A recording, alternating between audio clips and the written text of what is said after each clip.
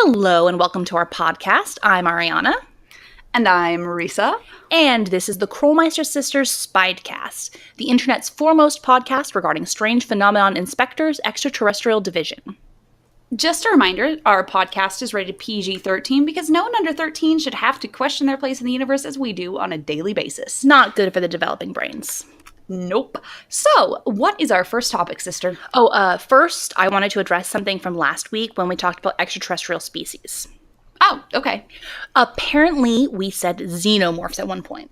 Did we? Yes, and someone corrected us, for which we are grateful. A xenomorph is like the fictional alien from the movie Alien, you know, with the weird head and creepy mouth. Mm-hmm. We meant xenomorphs. Xena, like Xena Warrior Princess. Mm-hmm. These are life forms which can only take the form of Lucy Lawless. They are amazing. Yes. Moving on. Our topic? Our first topic is 4 things that you should probably know about space travel right now so that it's not an unpleasant shock later. That's a wordy title, sister. Yeah, I know. Guys, Ariana put a lot of thought into these. You should see the show notes. Had a lot to say. I know. Let's just try to narrow it down. Don't want to take up too much time. Okay.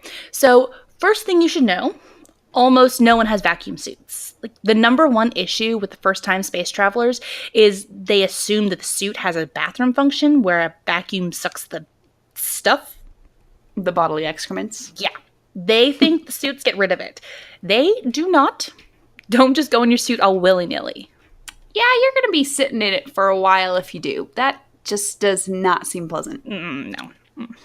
Okay. Number 2 is space sickness.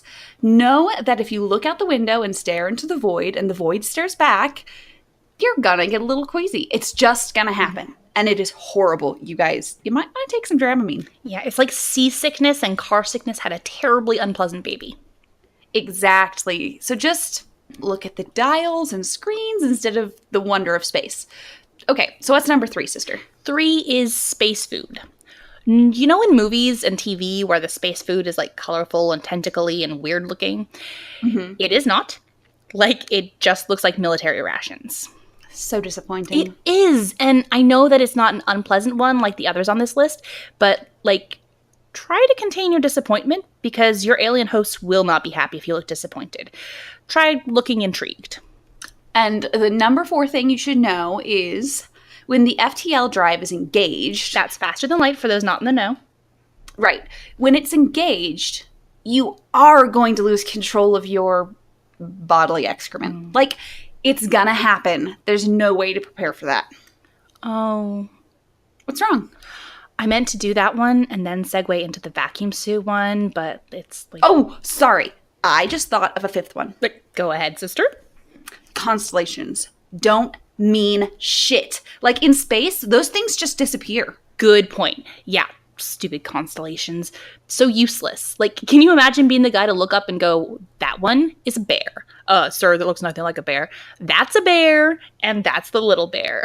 Like, it's just... Space graffiti is what it is. The audacity of it all is just incredible. Like, these are stars. These are systems where other life exists, and you're going to, what? Superimpose some image onto these places? It is disgraceful. Yes, sister. And another thing, Earthlings, most of these constellations don't even look like the thing you call it.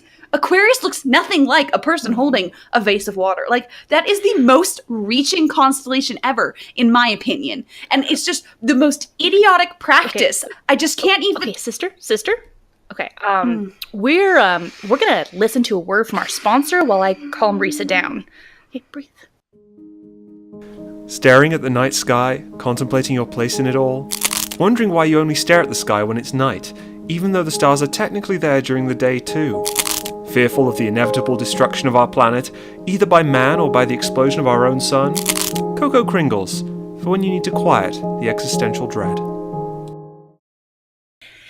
And welcome back. I think we've got the Risa situation settled. We're just not gonna say, that word. Thank you. Let's move on. Our next topic is, the S.P.I.E.D. membership. Yeah, that's tricky. See, a major problem with the way S.P.I.E.D. membership is done is that members don't always know that they're members. Minor issue, really.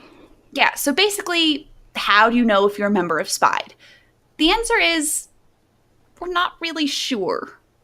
A lot of people figure out their members in a lot of different ways. Like, do you remember how you figured it out, sister? Actually, yes. I was sent an email titled Assignment. I won't discuss its contents, but I thought it was a little weird to say the least. At the bottom, it was signed Anonymous Tipper, but the email ended with Sent from Sunny's iPhone. Then, almost immediately after, a reply to that email came in saying, disregard that, it's not from Sunny. But that email also said sent from Sunny's iPhone. So I was pretty sure. Oh, wow. Yeah, it was pretty amazing. You? Me? Oh, well, it wasn't so direct. I started feeling watched, like things I said started appearing in the world around me. And I don't just mean like ads on Facebook. Like, I'd talk about something, then it would show up on TV show or there would be some news article about it. So I started paying attention when that happened, and certain puzzle pieces started falling into place. Then some of these puzzle pieces led me to this spot on the beach. I went there, and while I was staring at the stars, this guy with strange hair ran at me, shouted, "Tag, you're it," while throwing a wadded attempt at origami at me, then ran off. I looked at the paper, and it said, "Welcome to S.P.I.E.D." That's pretty direct. I don't know what you're talking about. But, like, he followed the same clues to get there, and apparently waited behind a tree all day waiting for me to show. Said he knew it was me when I got there. Wow. That, or he stalked me, because that was like a few days after he sent you the email. Yeah, that sounds about right. So, eventually, you'll know if you're in S.P.I.E.D. Don't worry. Sunny's not great at subtlety, so you'll know. Okay, so, sister, do you have a message for us this week? I do. For those who don't know, every week Ariana reads a message intercepted by those we believe to be the testers. Where did the message come from this week? This week, I recorded some dead air on the radio and played it for my voice-to-text function, so this is what I got. Okie dokie. 2 protons expelled at each coupling site creates the motive force. The embryo becomes a fish that we don't enter until a plate. We're here to experience. Evolve the little toe to atrophy. Don't ask me how, I'll be dead in 1,000 light years. Thank you, thank you. After your system check diagnostic functions within parameters, repeats the harlequin, the agony exquisite.